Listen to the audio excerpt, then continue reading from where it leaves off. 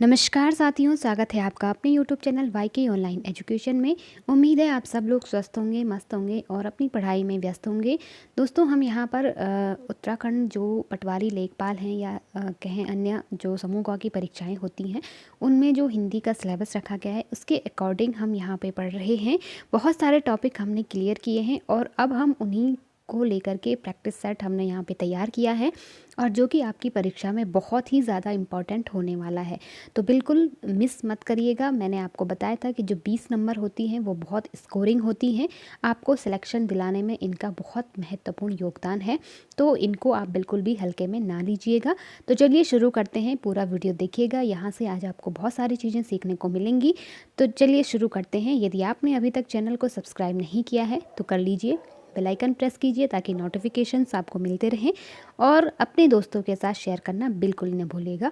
चलिए शुरू करते हैं। सबसे पहला हमारा प्रश्न है, स ह कौन से व्यंजन कहलाते हैं? तो 4 ऑप्शन आपके पास हैं, प्रकम्पी, स्पर्शी, संघर्षी, स्पर्शी या संघर्ष, स्पर्शी संघर्षी। ठीक, तो देखिए वर्णमाला वाला टॉपिक मैंने बहुत ही डीपली आपको पढ़ाया है। अगर आपने नहीं देखा है तो ज़रूर देख लीजिए, क्योंकि वर्णमाला से हमेशा प्रश्न बनते हैं, 2 से 3 प्रश्न, और बहुत इम्पॉर्टेंट टॉपिक है। ठीक, तो यहाँ पर सीधा सा हमारा आंसर हो जाएगा संघर्षी, क्योंकि संघर्षी इनको इसलिए कहा जा रहा है क्योंकि इनके उच्चारण में जो सांस है वो बहुत तेज़ी से, यानी संघर्ष हमें करना पड़ रहा है। ठीक है, तो इसलिए इनको संघर्षी व्यंजन कहा गया है। ठीक, और इनकी संख्या अगर आपसे पूछ ली जाए तो हमेशा आपको संघर्षी व्यंजन 4 बताने हैं। ठीक, जो यहाँ पर ये दिए हुए हैं। ठीक, चलिए बढ़ते हैं आगे। दूसरा प्रश्न हमारा है, निम्न में से कौन सा घोष वर्ण है? तो देखिए, घोष कहें या सघोष कहें, कई बार आपको घोष पूछ लिया जाएगा और कई बार उसको सघोष पूछ लिया जाएगा। ठीक, तो आपको कन्फ्यूजन नहीं करना है, घोष और सघोष एक ही है। तो देखिए 4 ऑप्शन आपके पास हैं, ख, च, प और ह। तो मैंने क्या बताया था आपको वर्णमाला वाले टॉपिक में कि किसी भी वर्ग के, क्योंकि 5 वर्ग हमारे पास थे ना, तो किसी भी वर्ग का जो पहला और दूसरा वर्ण होता है वो अघोष होता है और तीसरा, चौथा, पांचवा सघोष होता है। तो यहाँ पर पूछ रहा है घोष, यानी कि सघोष कौन सा है? तो क तो आपको ख आपको पता है ये दूसरा है, तो ये तो कट जाएगा क्योंकि दूसरा क्या है, ये अघोष हो गया। च पहला वर्ण है तो ये भी कट जाएगा, ये भी नहीं है। ठीक है, प भी पहला है तो ये भी कट जाएगा क्योंकि ये भी नहीं होगा। तो यहाँ पर हमारा एक ही बचा ह। ह क्या है? सघोष है। ठीक है, सघोष और महाप्राण वर्ण हमारा ह। ठीक, तो इसका आंसर हो जाएगा डी। चलिए इसके बाद तीसरा प्रश्न है हमारा, व्यंजन स का उच्चारण स्थान है, तो कौन सा है? बिल्कुल आपको पता है, वर्णमाला वाला टॉपिक में आपने जिन्होंने भी पढ़ा होगा वो तो इजीली इसके आंसर दे पा रहे होंगे। और मुझे कमेंट बॉक्स में लिखना बिल्कुल ना भूलिएगा कि आप लोगों के 20 में से कितने सही हुए हैं। ठीक, इससे क्या होता है कि आपकी तैयारी का पता चलता है कि आप लोग कहाँ तक पहुँचे हो, है ना। तो चलिए इसका सीधा सा आंसर हो जाएगा मूर्धा सौ। ठीक है, सबसे पहले आती है ये वाली सौ, इसको हम कहते हैं तालु या तालव्य सौ। ठीक है, ये तालु से इसका उच्चारण होता है, और जो ये वाली दूसरे नंबर पर आती है उसका हमने बताया मूर्धा से, और जो लास्ट में तीसरे नंबर की है वो दांत से इसका प्रयोग होता है, इसलिए इसको दंत्य सौ कहा जाता है। ध्यान रखिएगा। ठीक, अगली बार हो सकता है अन्य 200 से आपसे प्रश्न बन जाए। तो चलिए चौथा प्रश्न है हमारा, अक्षर ध्वनि किसके अंतर्गत आती है? तो आपने वर्णमाला से पढ़ा होगा कि जो हमारे संयुक्त व्यंजन हैं या संयुक्त वर्ण हमने कहें, इसके अंतर्गत हमारी ये ध्वनियाँ आती हैं। कौन सी? एक तो आता है अक्ष, एक आता है त्र और एक आता है ज्ञ, लेकिन इसके साथ ही एक और आता है स्र, जिसको आपने देखा होगा श्रीमान जब हम लिखते हैं ना। तो ये 4 ध्वनियाँ हमारी क्या हैं? संयुक्त वर्ण कहें या संयुक्त व्यंजन भी कई बार दिया रहेगा। ठीक, तो इनको संयुक्त व्यंजन कहेंगे। ठीक, नेक्स्ट हमारा क्वेश्चन है, 5वां प्रश्न है, हिंदी शब्दकोश में अक्षर का क्रम किस वर्ण के बाद आता है? तो देखिए किस वर्ण के बाद पूछा जा रहा है। तो मैंने आपको एक वीडियो मैंने उस पर बनाया भी है पहले का, लेकिन अगर आप लोगों को वो वीडियो देखने में परेशानी है तो मैं फिर से एक कोशिश करूँगी कि हिंदी शब्दकोश को लेकर के एक वीडियो और बनाऊँ। वैसे मैंने इस पर वीडियो बनाया है, आपको प्लेलिस्ट में ईजिली मिल जाएगा। और देखिए अक्षर का जो क्रम है वो किसके बाद आएगा?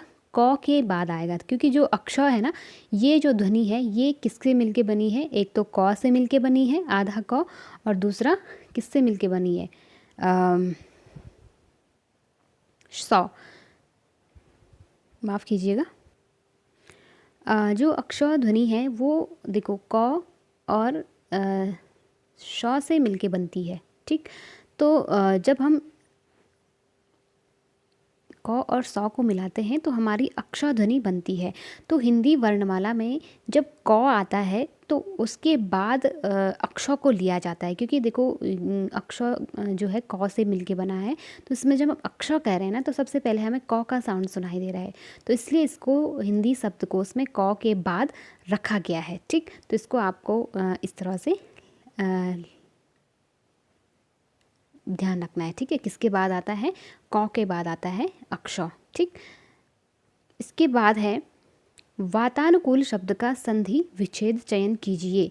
तो बताइए कौन सा होगा? बिल्कुल इसमें ऑप्शन ए हो जाएगा, वात धन अनुकूल, ठीक। वात धन अनुकूल इसका सही संधि विच्छेद होगा। ऑप्शन ए इसका राइट आंसर हो जाएगा, ठीक। चलिए दूसरा है सूर्योदय शब्द में कौन सी संधि है? तो सूर्य धन उदय, सबसे पहले तो इसका संधि विच्छेद होगा, ठीक। सूर्य धन उदय। तो अब देखो यहाँ पे जो य है, ठीक, य में क्या है? हमारा अंतिम वर्ण कौन सा है?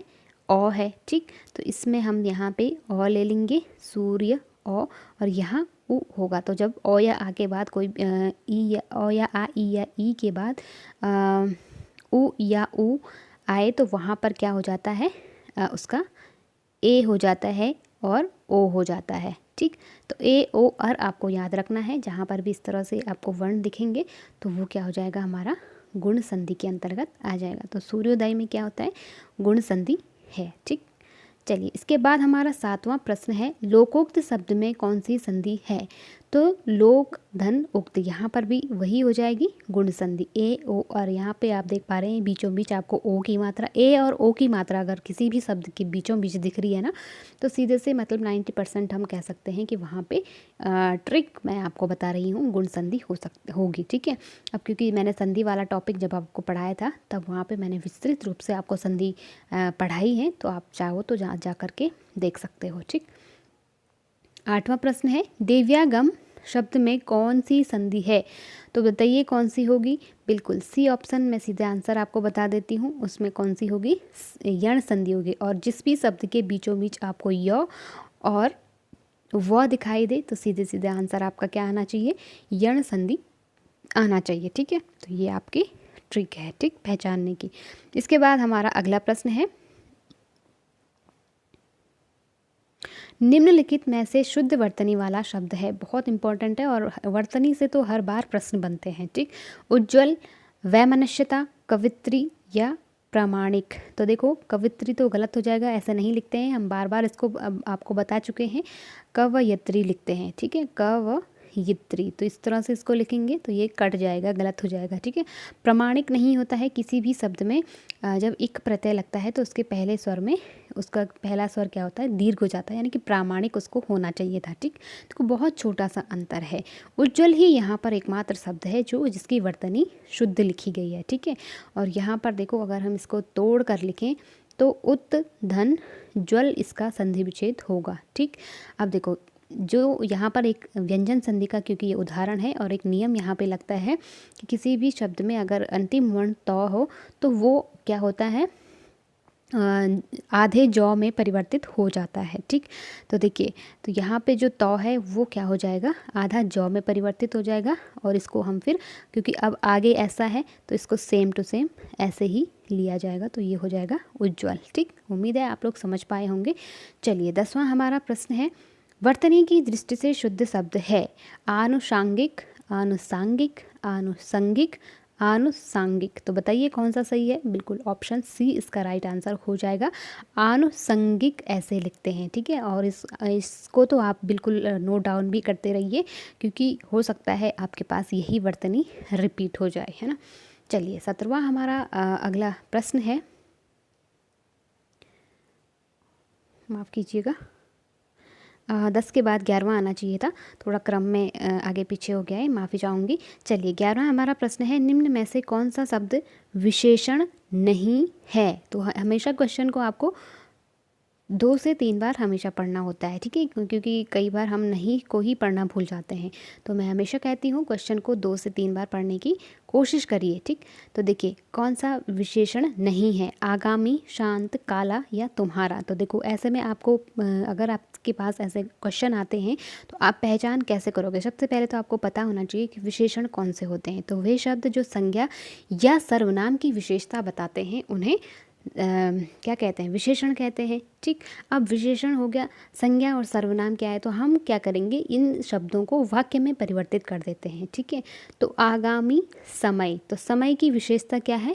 आगामी, ठीक है। आने वाला समय, आगामी, आने वाले यानी आगामी को कहते हैं आने वाला, ठीक है। तो यहाँ भी विशेषण समय की विशेषता क्या है? आने वाला समय, ठीक। तो ये तो लग ही रहा है। शांत व्यक्ति यानी कि शांत व्यक्ति, अगर हम देखें तो व्यक्ति की विशेषता क्या है? वह शांत है, ठीक। यानी कि संज्ञा की विशेषता बता रहा है, शांत है। काला, काला मनुष्य, अगर हम कहें काला मनुष्य, तो यहाँ पे मनुष्य की विशेषता क्या है? कि वो काला है, ठीक। तो ये भी विशेषण है। यहाँ पर जो तुम्हारा शब्द है वो विशेषण नहीं है, वो क्या है? सर्वनाम है, ठीक है। तो आपको ये ध्यान रखना है, ये क्या है? सर्वनाम। तो यहाँ पर सीधे से डी आपका ऑप्शन सही हो जाएगा, ठीक। चलिए, इसी प्रकार अगला प्रश्न है, आदर शब्द से विशेषण बनेगा। तो आदर, आदरकारी, आदरपूर्वक, आदरणीय, इनमें से कोई नहीं। तो सीधे सीधे आदरणीय क्या बनेगा? आदर शब्द से बनने वाला विशेषण है, ठीक है। बुरा आचरण गलत है, इस वाक्य में बुरा शब्द क्या है? तो बताइए क्या है बुरा? बुरा आचरण गलत है, तो यानी आचरण की क्या है? विशेषता है कि वो कैसा है? बुरा है, ठीक है। तो यहाँ पर सीधे से बुरा जो होगा वो हमारा विशेषण हो जाएगा, ठीक। चलिए, इसके बाद देखिए पीड़ित शब्द क्या है? संज्ञा, सर्वनाम, विशेषण या क्रिया विशेषण। तो बताइए क्या है? विशेषण है। जैसे हम बोलेंगे ना पीड़ित व्यक्ति, तो पीड़ित व्यक्ति यानी कि जो व्यक्ति है वो क्या है? संज्ञा है, संज्ञा, ठीक। और संज्ञा के आगे, ठीक आगे कौन सा शब्द लगा है? पीड़ित लगा है, यानी उसकी विशेषता वो बता रहा है कि व्यक्ति तो है लेकिन कैसा है? पीड़ित है, ठीक है। तो ये पीड़ित शब्द इस व्यक्ति की विशेषता बता रहा है, यानी संज्ञा की विशेषता बता रहा है, इसलिए वो क्या हो जाएगा? विशेषण हो जाएगा। जैसा हम कहें अच्छा व्यक्ति या सुंदर लड़की, इस तरह से कहें, तो ये सारे क्या हैं? विशेषण हैं, ठीक, जो संज्ञा या सर्वनाम की विशेषता बताते हैं। 15वां हमारा प्रश्न है, किस वाक्य में अच्छा शब्द का प्रयोग विशेषण के रूप में हुआ है? बहुत इंपॉर्टेंट प्रश्न है, थोड़ा घुमा के दिया हुआ है लेकिन बहुत ही इंटरेस्टिंग है। देखिए, तुमने अच्छा किया जो आ गए। तो यहाँ पर देखो अच्छा शब्द हमें चारों के चारों ऑप्शन में मिलेगा, लेकिन हमें पहचान करनी है कि वो अच्छा शब्द जो है विशेषण के रूप में कहाँ प्रयोग हुआ है।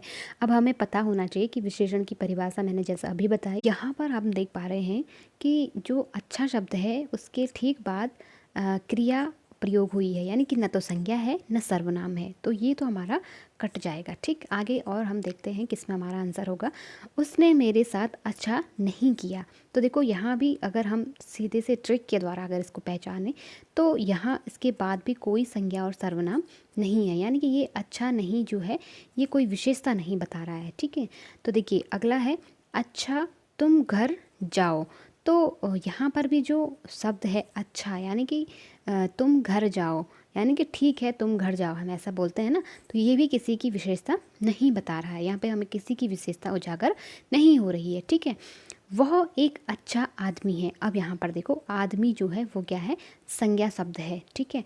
तो आदमी की विशेषता क्या है? कि वो अच्छा है। तो सीधी सी बात है, हमारा ऑप्शन डी सही हो जाएगा। इसी एक ही ऑप्शन में है जो कि जो अच्छा शब्द है आपको वो विशेषण के रूप में प्रयोग किया गया है। उम्मीद है आप लोग समझ पाए होंगे। चलिए, इसके बाद अगला हमारा 16वां प्रश्न है,